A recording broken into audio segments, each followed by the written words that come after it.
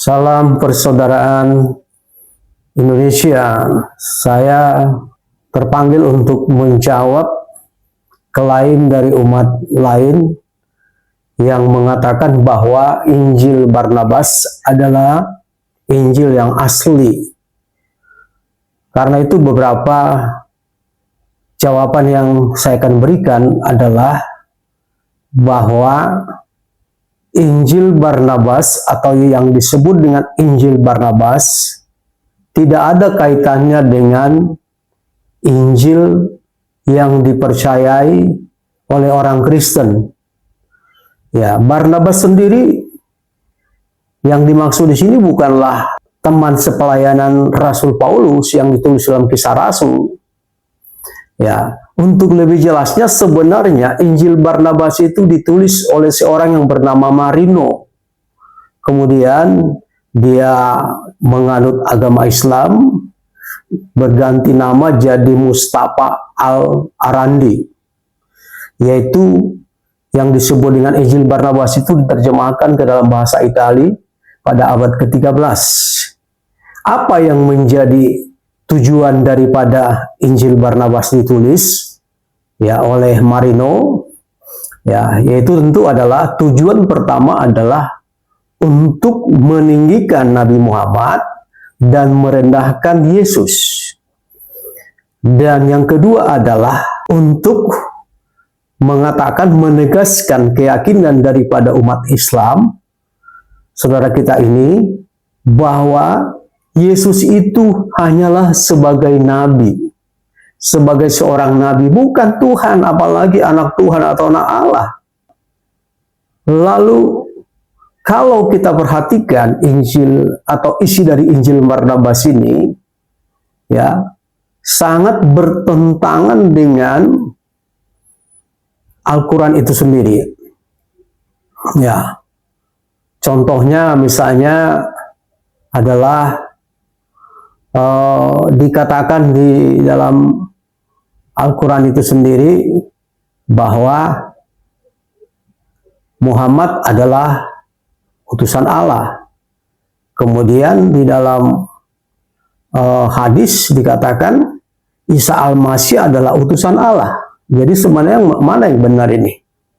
Ya, tetapi jelas di dalam Injil yang asli, Injil yang diyakini orang Kristen, dipercayai orang Kristen, diajarkan orang Kristen, Yesus adalah Tuhan dan Juru Selamat manusia.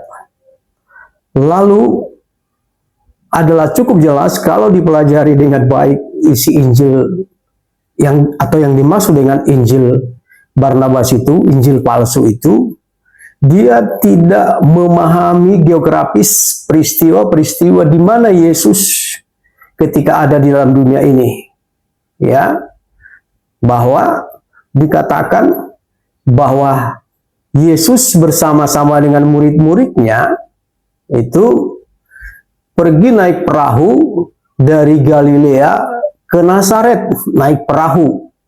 Kalau saya berada di Pulau Jawa ini, sama saja misalnya ada orang mengatakan kepada saya bahwa si Anu atau rombongannya naik perahu dari Jakarta ke Cipanas, gitu, nggak masuk akal kan? Ya karena itu kan harus ditempuh dengan darat, bukan dengan kapal, ya. Tetapi dalam Injil Barnabas itu dikatakan seperti itu, yaitu Yesus pergi, sekali lagi saya ulang, ke Galilea, ke Laut Galilea, dan naik ke dalam sebuah perahu, berlayar di kotanya Nazaret. Dan perahu itu terjadi suatu topan di laut, sampai akhirnya perahu itu hampir tenggelam. Itu ditulis atau dicatat dalam Injil Barnabas 20 ayat 1. Ya, jadi penulis Injil Barnabas ini tidak mengerti, tidak tahu tentang geografis daripada Palestina, di mana waktu itu Yesus melayani.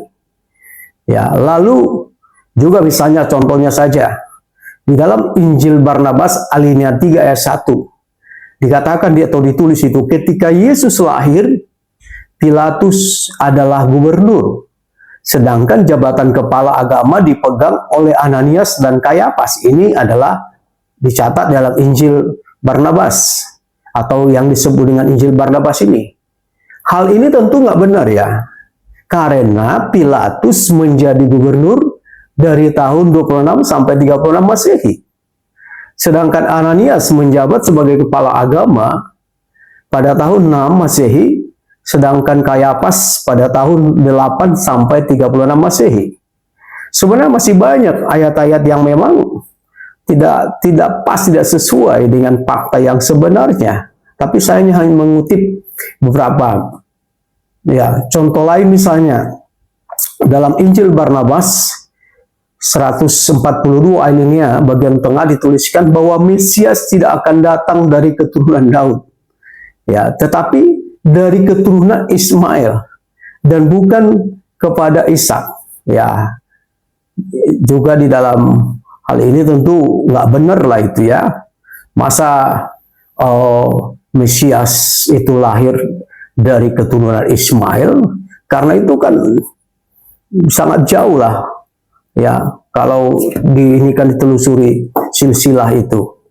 Jadi ya kesimpulannya menurut saya adalah pengarang Injil Barnabas ini adalah seorang yang memang dari latar bukan Kristen, tetapi dari data sejarah yang saya baca pelajari adalah dia seorang yang memang menganut agama Islam, lalu dia mau mencocok-cocokkan ya apa yang dia ajarkan diyakini dalam Al-Quran, kitab suci Al-Quran, yaitu ingin menekankan, ingin menegaskan bahwa Muhammad itu lebih tinggi daripada Yesus, ya, daripada Yesus.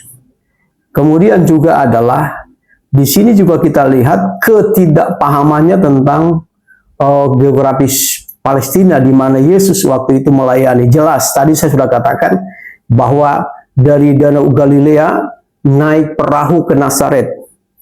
Terjadi di situ angin yang membuat ya kapal mereka itu hampir tenggelam atau perahu mereka hampir tenggelam. Memang itu ada cerita itu dalam kitab Injil, Injil yang suci, Alkitabnya orang Kristen. Tetapi ya bukan dari Galilea ke Nazaret, karena Nazaret itu kan bukit. Ya, kemudian juga adalah di dalam Injil Barnabas ini juga ada suatu hal yang kita lihat memang sepertinya isinya itu kalau kita bedah, kita pelajari semua adalah memang itu asli, memang tradisi yang ada di dalam agama Islam. Ya, agama Islam itu kan lahir pada abad ke-7 ya. Sedangkan Injil Barnabas ini ditulis kemudian pada abad ke-13. Ya. Sekali lagi kesimpulannya adalah apa yang disebut saudara kita umat Islam ini sebagai Injil Barnabas bukanlah bagian dari Injil yang murni, yang asli, yang dipercayai, diajarkan oleh orang Kristen. Ya. Yang kedua, kesimpulannya apa? Injil Barnabas adalah Injil palsu yang ditulis oleh seorang bernama Mustafa Al-Arandi, seorang penganut agama Islam. Tujuannya apa? Saya ulang lagi, yaitu untuk meninggikan Nabi Muhammad, nabinya umat Islam, dan merendahkan Yesus Kristus, karena memang saudara-saudara kita dari agama lain ini sangat-sangat menolak kalau Yesus Kristus itu adalah Tuhan. Mereka meyakini, mengklaim bahwa Yesus itu hanyalah sebatas nabi. Ya, yang terakhir adalah saya mau tegaskan, karena saya orang Kristen, jadi saya juga punya hak dan juga tanggung jawab untuk membela iman kami sesuai dengan tugas apologetika dalam 1 Petrus 3, 15, 16 itu. Saya mau katakan begini kepada saudara-saudara kita, ya, jangan pernah percaya bahwa Injil Barnabas itu adalah salah satu Injil yang hilang atau sengaja dihilangkan oleh orang Kristen. Ya, Padahal sebenarnya saya katakan Injil ini adalah tidak ada hubungannya dengan Injil yang asli, Injil yang murni, yang dipercayai oleh orang Kristen. Ya, kemudian saya sarankan jangan percaya dengan Injil Barnabas itu. Ya, karena saya katakan bahwa Yesus adalah Tuhan dan Juru Selamat satu-satunya, bukan sekedar nabi. Ya, di dalam Kisah Rasul 4 ayat 12 dikatakan di bawah kolong langit ini tidak ada nama lain kecuali nama Yesus yang olehnya kita dapat diselamatkan. Kemudian adalah Yesus pernah berkata begini, "Akulah jalan dan kebenaran dan hidup. Tidak seorang pun yang datang kepada Bapa kalau tidak melalui aku." Artinya, Yesus satu-satunya jalan menuju ke surga. Tidak ada jalan lain. Yohanes 14 ayat 6. Kalau Yesus hanya sekedar nabi, mana mungkin dia punya kuasa? Semua nabi kan mati. Tapi Yesus dia bangkit, hidup, dan sekarang ada di surga.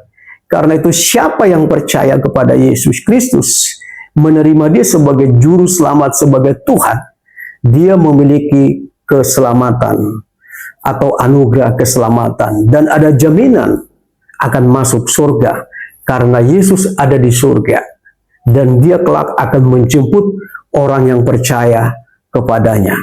Karena itu saya ajak kita semua, siapapun yang mendengar atau menonton video saya ini, video apologetika ini, mari tetap berpegang teguh kepada Injil yang murni, Injil Kristus yang adalah kekuatan Allah bagi semua orang yang percaya kepada Yesus Kristus sebagai Tuhan dan Juru Selamatnya. Amin.